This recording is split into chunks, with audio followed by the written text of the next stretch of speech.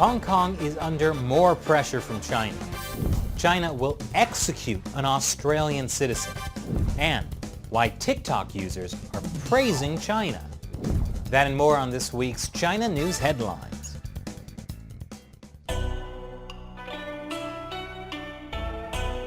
This is China Uncensored. I'm Chris Chappell. You know, it's been a year since the Hong Kong protests began. Protests first erupted over an extradition bill that would send Hong Kongers to mainland China for trial. I don't know why that would be a problem. China's court system is great. They have a 99.9% conviction rate. I mean, everyone's guilty of something, right? After months of ignoring protesters' requests to get rid of the extradition bill, Hong Kong Chief Executive Carrie Lam eventually said the bill was dead. But now, the Chinese Communist Party is forcing a national security law on Hong Kong. And guess what that might allow the party to do? Extradite Hong Kongers to mainland China. I see what you did there. Of course, Carrie Lam is ready to go to bat for the people. Hong Kong leader Carrie Lam has called anyone who opposes China's plan to introduce national security legislation the enemy of the people. She means the enemy of these people. Who do you think put her in power? She wasn't elected by the people of Hong Kong. No, they're the enemy of the people she's sworn to defend. One of the biggest concerns about the national security law is that it essentially makes criticism of the Chinese Communist Party illegal. And, well, there's been months of Hong Kongers criticizing the Chinese Communist Party. But don't worry, a senior Chinese communist official has said the national security law won't be retroactive. Now I know what you're thinking. Chinese officials lie sometimes. But keep in mind, Hong Kong is a city of only 7 million people. In one protest last year, 2 million people marched. I mean, the Communist Party is great at arresting people, but 2 million is a lot even for the party. What's that, Shelley? Right. China has detained 1 to 2 million Uyghurs. I really shouldn't underestimate the Chinese Communist Party. Speaking of the Hong Kong national security law, China's National People's Congress Standing Committee has passed the first draft. The bill covers 4 types of crimes: secession, subversion of state power, local terrorist activities, and colluding with external foreign forces to endanger national security. We still don't know what the law says about those things because no details on the definitions of those crimes or the applicable punishments were given. Now normally, the NPC Standing Committee has to pass a draft law 3 times before it's finalized, which can take up to 6 months. But they seem to be really motivated to get this one done. In fact, my favorite state-run media, the Global Times, reports that the national security law is likely to be enacted by the end of this month, just in time for Hong Kong's annual July 1st protest.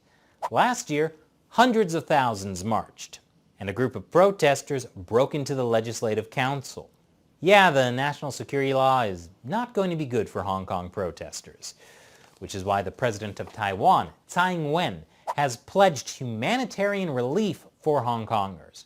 I'm sure that had nothing to do with the fact that the day before, Chinese fighter jets had to be chased off by Taiwanese ones. It was the 3rd time in a week. I guess pushing a war with India isn't enough for the Chinese Communist Party. Did I mention China is going to execute an Australian citizen? This is Carm Gillespie. He disappeared 7 years ago in China. And now, suddenly, he was given a death sentence for drug smuggling. Chinese authorities say he was smuggling 7.5 kilograms of meth. In American units, that's 16 pounds. However, in a social media post that has now been deleted, Gillespie's friends say he was set up. They claim Gillespie was meeting businessmen in China to invest in a storage facility project he was working on. As a sign of good faith in their intentions, they gave him some gifts to take back to Australia with him, brand-name leather goods and luggage that had drugs hidden in the linings. Do I find that believable? Well, do you think it's a coincidence that Gillespie was finally sentenced after 7 years just as China is desperately trying to stop Australia from calling for an investigation into the origin of the coronavirus. And just as some Australian officials are calling for tariffs on China. It reminds me of when Canada arrested the CFO of Huawei, Meng Wanzhou, and then China suddenly arrested 2 Canadians for spying. And on Friday, they were formally charged with spying. That's more than 18 months after they were first detained. The BBC says both men were being interrogated for between 6 to 8 hours a day. But don't worry, they have a 0.1% chance of being released. What I'm trying to say is, don't go to China if you're from a country that might get on the wrong side of the Chinese regime, which is pretty much every country now. Even Russia is now accusing one of their own Arctic researchers of spying for China, and they've charged him with treason. Meanwhile, the American Harvard professor who's been charged with hiding his ties to China has pleaded not guilty. I bet he's happy he's not in Russia. DNA! We're full of the stuff. And China has been collecting it from tens of millions of Chinese men and boys. Now, the world's most brutal authoritarian regime has a vast DNA database of its citizens, and a U.S. company, Thermo Fisher, helped them do it. This is not the first time Thermo Fisher has worked with Chinese authorities. Up until February of last year, they were selling DNA sequencers directly to Xinjiang authorities. You know, Xinjiang, where they're harvesting human organs from the Uyghur Muslim minority. And it sure helps when you have DNA sequencers to match clients with non-voluntary donors. Now, what happens if you don't want to give Chinese authorities your DNA? One man was told by authorities they would deprive him and his family of benefits like the right to travel and go to a hospital. And yes, they're doing this to young boys as well. It's okay, little boy. You're in the system now. Okay, that was really depressing. So, here's some good news about the Uyghurs. This week, President Trump signed the Uyghur Human Rights Policy Act into law. The law allows the U.S. government to sanction Chinese officials. In fact, Trump is required to submit to Congress a list of Chinese officials who are responsible for human rights abuses in Xinjiang within 180 days of signing the bill. The Trump administration then must sanction those officials by blocking their assets and declaring them ineligible for visas or admission to the United States. The act was passed last month almost unanimously by Congress, showing that once again, the Chinese Communist Party brings us all together. And finally, want to get big on TikTok? Apparently, some users think that praising China can give them a boost, because TikTok is owned by a mainland Chinese company. Check this video out from this Texas songwriter.